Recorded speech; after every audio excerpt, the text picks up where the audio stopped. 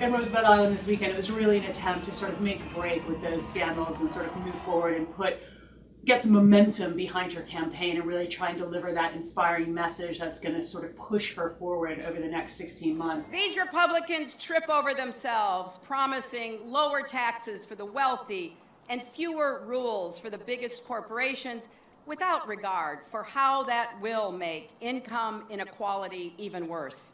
And it was a message that I think was a little bit surprising in just how populist it was.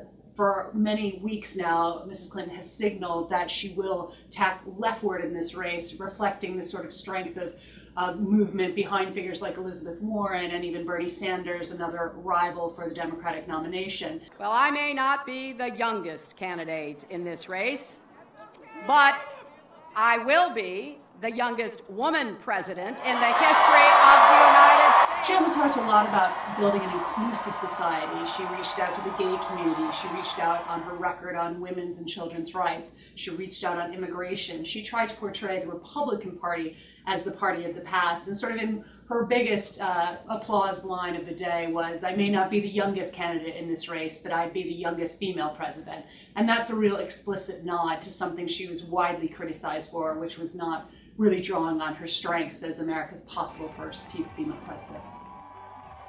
You were walking out of that event, you talked to other journalists, you talked to people who were there. I would think they would give it a 6 or a 7 out of 10. I mean, Mrs. Clinton is not the kind of orator that Barack Obama was. She cannot deliver the sort of soaring rhetoric. Her cadence is different. The way she approaches audiences is different. And in fact, when you see her in smaller settings, she does do better one-on-one with people than I think in these very unnatural sort of rally type settings. It will be interesting to see how she can make that pitch over the months ahead. This is going to be difficult. It's going to be a long slog, even though she is so far ahead of other rivals.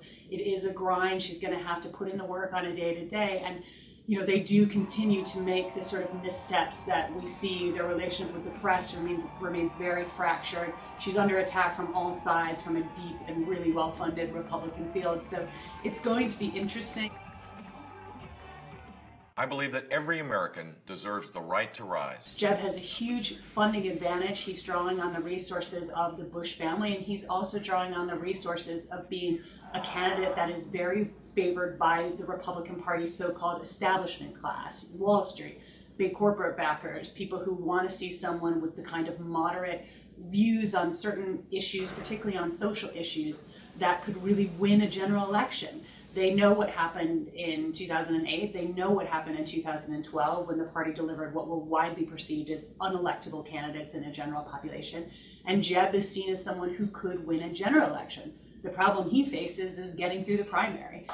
He's really struggled to attract momentum. He was thought of as the front runner 5 months ago, 4 months ago. I don't think you'd find very many people who would say he's the clear front runner now. He faces very strong challenges from Marco Rubio, the senator from Florida, and also from Scott Walker, the governor of Wisconsin, who's performing very strongly early polling, both on state and national basis. Jeb has said he will be his own man, but yet he's attracted criticism for taking in many of his brother's foreign policy advisors into his inner circle. Poll after poll after poll that shows the Bush family name is a problem for him, that even more than the Clinton brand, that this is a brand that people don't have the best feelings of. However, Jeb is a very thoughtful man. He's a very considered man. He will have spent a lot of time thinking about how to separate himself.